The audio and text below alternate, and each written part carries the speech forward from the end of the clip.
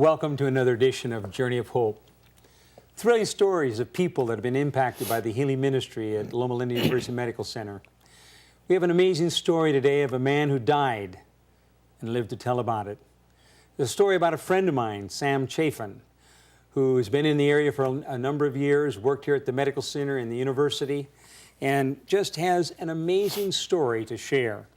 Sam, it's so good to have you with us here on Journey of Hope. We got people from around the world that are watching. And as we tell your story, I want you to begin really in the beginning, where you're born. Tell us a little bit about your background and where you came from. And then we'll get into your work here at the university and the medical center and of this amazing story that where God had his hand over you. But where did it all begin? Where are you from? Well, it's great to be here, to be anywhere, in fact. But I was raised in Richmond, Virginia. I was born in Richmond, raised by my grandmother. I went into the service from Richmond, Virginia. I went to high school in Richmond, Virginia. I went into the Navy. I was in the Navy for 4 years, 6 months, and 28 days. You got it down to the number of days. Now, you were raised by your mother? My grandmother. Many children in the family? Or? My mother was a single parent, and we lived with my grandmother. So your grandma kind of helped raise you then? She helped raise me. All the principles I got came through my grandmother. All right. So now, were you active? I know you've been active in sports in these later years, but what about when you were in high school and then apparently you went into the Navy? Were you involved in any sports in the high school? I played in the community, playground football and basketball. Okay. Before I went into the service. And I played basketball in the service. And you went into the Navy? The Navy. Okay. I was so you're in Richmond, Virginia. Then where did you go? Where were you training? I took boot camps in Norfolk, Virginia. Okay. And I was stationed on a ship after boot camp in Norfolk, Virginia. And I was then transferred to a battleship in Portsmouth, Virginia, where I played football. And I was... Again, in Virginia now? In Virginia. Okay. And I was lucky enough to make the football team. In fact, I was the only black. You were the only, I was going to ask you if there were many blacks on there. Yeah, you were the only black on the team. That made the team. And our very first game was against a semi-pro football team in Portsmouth, Virginia. And we went over from the base to play. And we were warming up on the field, and I'd made the first team, which I knew. So you're on the first string. Right. Okay, and you were the only black. Yes. And we're talking about in Virginia a number of years ago. This was 1947. Okay, well, the fact that you were even on the team was must have been a rare thing. But anyway, after warming up, they called out the starting lineup, and I was not called. So I sat Even though you were on the first string? Yeah, and I sat on the bench and throughout the first half. And when we went into the locker room after the first half, the fellas wanted to know what the problem was. Why wasn't I playing? Where's Sam? How come he's not playing? So the coach told them that the other team said that if I played, there would be no game. They were refusing to play. If you were going to be on if you were playing. Yeah. And so the very next day, I turned in my equipment and asked for a transfer. And I was transferred to Newport, Rhode Island, and I was stationed aboard a cruiser, and we went to the Mediterranean every 6 months, and I played basketball in Italy and Greece. And played all around without any further problems. No, no problem there. Well, when you think of the historic significance of what's happened this year with the election of the new president, I mean, and you look back and think, my, how we have come a long, long ways. That's right. I can identify with those days. I imagine you back can. There with the signs, bias and the prejudice and the racism. Sign says colored on the water fountains and things like that. Going around to the back of the bus station for the lunchroom. And I can remember coming home on the bus on weekends from boot camp, the segregated buses, you had to sit in the back. So I made sure that I got on, and the first thing I did was jump up in the baggage rack and go to sleep. So you had a place. Didn't have to worry about it. See, some of us have to read about those things and try to imagine what it must have been like. But my, how we've come a long ways. Well, so you were in the Navy, and you were in there. How many? You had exactly down the number of years and days. How many was it? 4 years, 6 months, and 28 days. And 28 days. Yes. So when you get out, what are you going to do? You're from Virginia. Yes.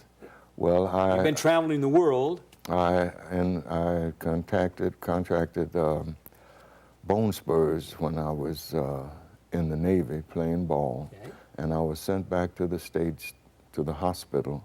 And I went to several hospitals in Portsmouth, Virginia, and St. Albans, Long Island. And there didn't seem to be any solution to my problem, so I asked to go back to duty. My first day back to duty, I was walking down the dock, and an officer drove by, and I guess he saw me limping, and he asked me what my problems were, and I told him. So turns out he was a medical director on the ship. Really?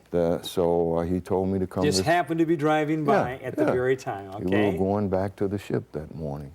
So I went to sick bay, sick call that morning, and he diagnosed me as having bone spurs and sent me over to the Naval Hospital in Newport, Rhode Island, where I had surgery on both heels, and I was discharged in June of that year, 1950. Okay. And from there, I had always wanted to go to California. Sunshine East and Coast Palm boy, Street. heard about the wonderful things out in Yes, California. yes. So you made your way out. Made my way out, and I came to California, and on the GI Bill, I went to school, West Coast University, which was radio and TV repair, appliance repair, vocational school. And one of the fellows I met there, a good friend of mine, we decided to room together. And he was dating a young lady that was in nursing school at Glendale Sanitarium in Glendale, California. And Now you weren't an Adventist at this point. Oh, no. And he kept telling me that her roommate, I should go and meet her roommate. And I said, oh, no, that's okay. That's all right. So finally, there was a Shriners Parade in October in Los Angeles, and he suggested that I come along and meet his friend's roommate.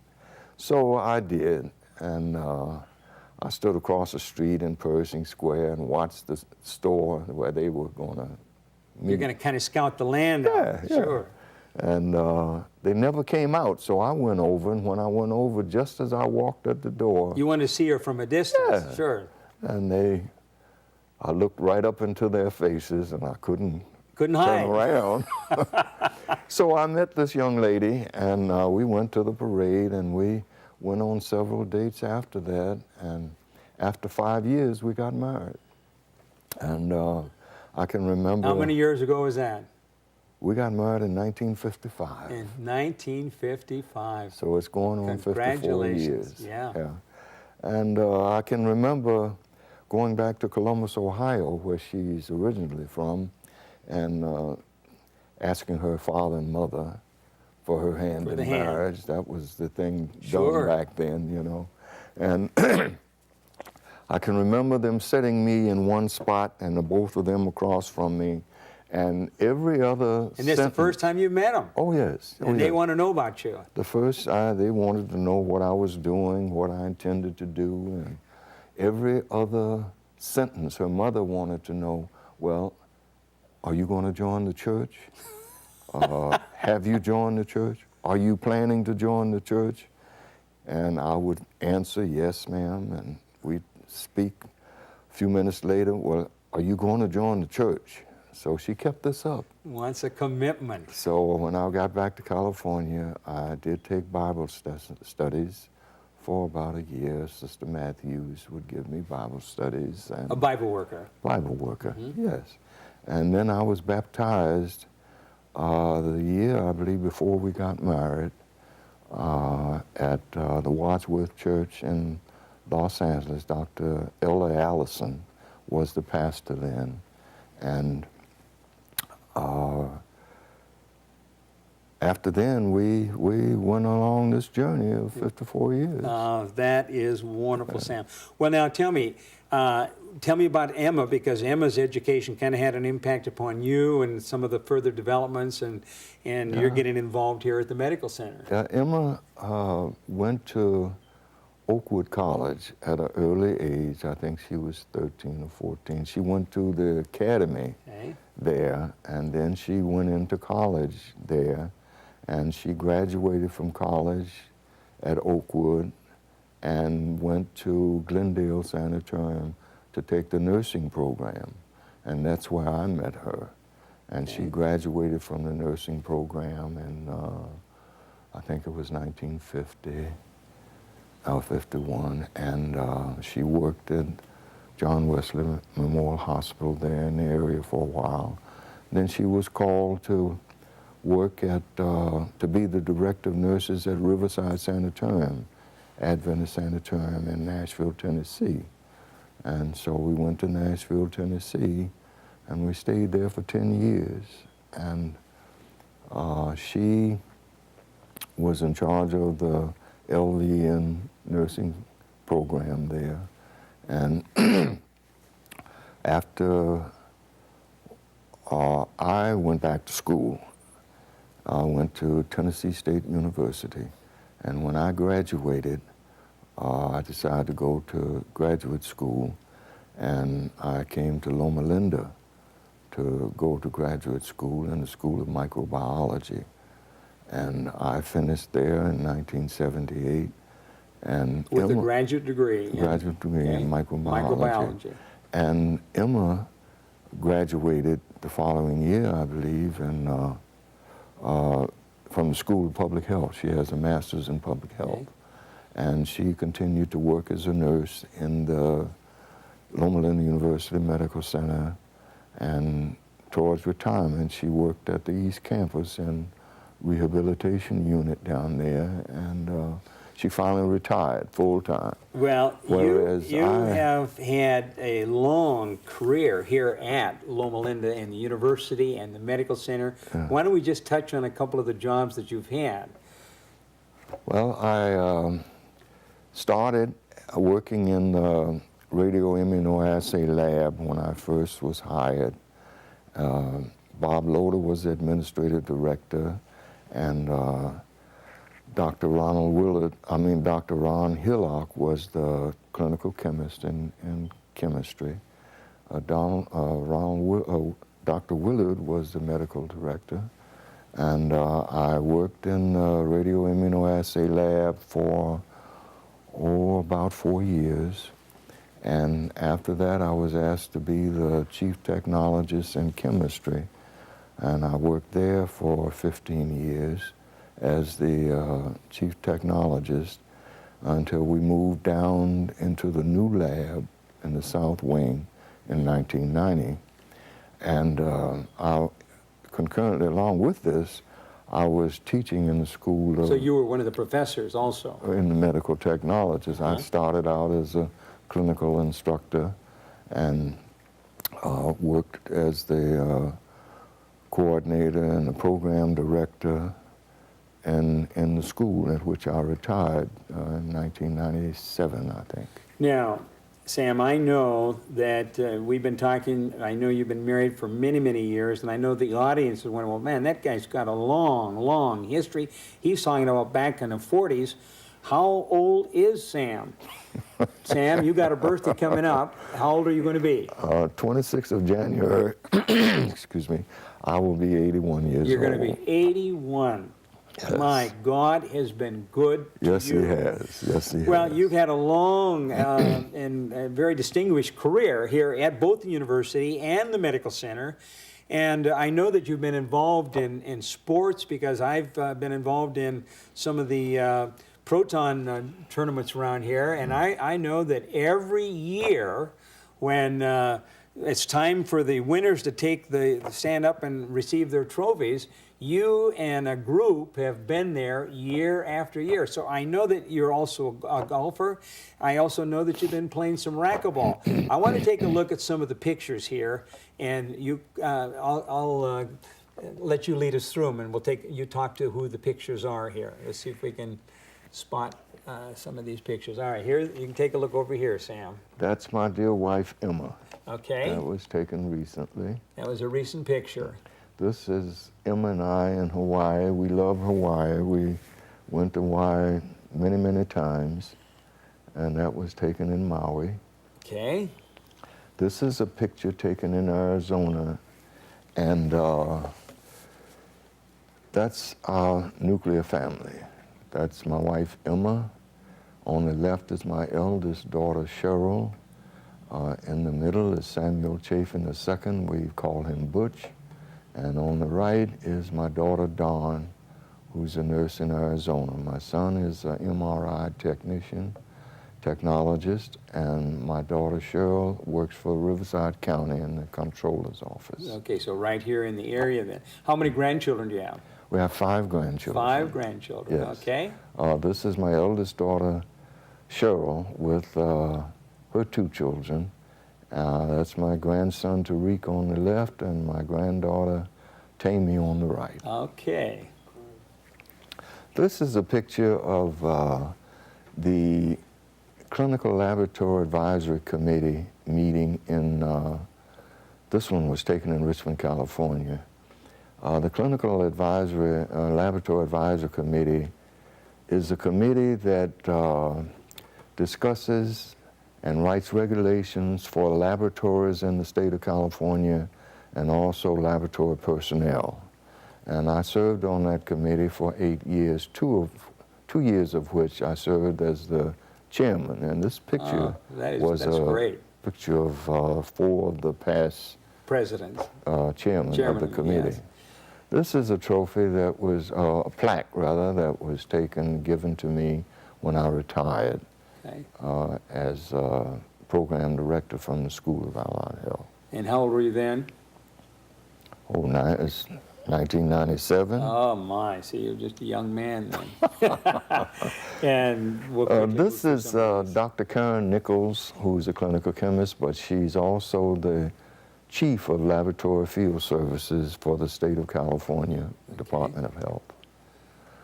This was a picture. I also served as the president of the American Society for Clinical Laboratory Science. We have a local state chapter. There are chapters in all 50 states, and I happen to have been the president of the California chapter. Oh my, you've had some real responsibilities. This is a picture during my retirement luncheon. That's Dr. Bull there. Dr. Bull, Dr. Willard, Dr. Joyce Hopp, and Dr. Lewis and his wife. Okay. Dr. Lewis was the chairman of the department at the time, and here he is congratulating me on my retirement. This is a picture of a group of young people. I was Pathfinder director in Nashville, Tennessee for 7 or 8 years, and I started in 1967, and there were 12 of us. It graduated into about 40 youngsters, and 16 years later, we took this picture. Of most of the same group. This was a reunion picture that was taken. Your leadership over the years, Sam, has made an impact upon young and old alike. This is a picture. We went to a place called Indian Creek in Tennessee. We did a lot of camping, and this was one of our camping trips. The little fella in the hat, the cap there, his name is Reginald Coopwood. He is now the CEO and medical director of the Nashville General Hospital in Nashville, Tennessee. Who would have thought? And all of them, there are several doctors in that group. They've gone on and done very, very well. Yes. This is a picture during my period of time as the chief technologist in chemistry. Well, this is a picture of one of our Christmas parties, and this is the team. That's This the is the entire clinical, team there. This is the clinical lab team. Oh, now what do we got here? Oh, this is one of the years that I participated in the proton tournament. This is Ken Venturi on the left and John Cook on the right. They took pictures with each of the participants. This was a winning team one year. Dr. Calvin Rock was our fearful leader, and there's Joel and Dr. Darrell White and myself. We were fortunate enough to win. Oh, I have about 5 trophies. Yeah, I was at going to home. say there's been a few of the players have changed, but you've been one of the consistent ones, and Dr. Rock has been one of them. Yeah. Again, here we got another time when, you know, some of the same players, but you're showing up there time Yes. and time and time again. Yes. Well, one of the slides that we weren't able to get was one that I really wanted to have kind of a concluding slide, because I've got a couple of newspapers here, and it says, "Man loses game but saves a life." And this article says, AED saves the life of Drayson Center member. Now, you are a racquetball player, and I'm down there playing racquetball all the time, and I've seen you down there playing. But something happened just about 2 years ago while you were playing racquetball. I've never seen anything like this, but tell us what happened, Sam, as far as you can remember. January the 5th, 2006, July the 5th, 2006, I was playing racquetball. There's a group that we play with usually. We play singles, we play doubles, we play cutthroat. This particular day, we were playing... Now, cutthroat, that's when you got three players and 2 are playing against 1. Yes. Okay, and sometimes you're playing singles, sometimes you're playing cutthroat, sometimes you're playing doubles. This particular day... We were playing doubles. You were playing doubles. You have a partner, and you play against the other 2. And we played a couple of games, and I decided that I'd had enough. I was going to leave. Kind of tired. And the fella said, well, no. One fella in particular, Aaron Fletcher, says, come on, man, just play one more game. And he kept begging. Just one more? Yeah. So I said, okay.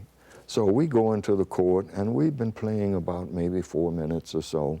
And I was poised to receive a serve, and that's the last I remember. And from there, they tell me that The ball didn't hit you. No, I hadn't received the serve. I was just paused, waiting. And they tell me that I slowly turned to the side and slowly keeled down to the floor and laid on the floor.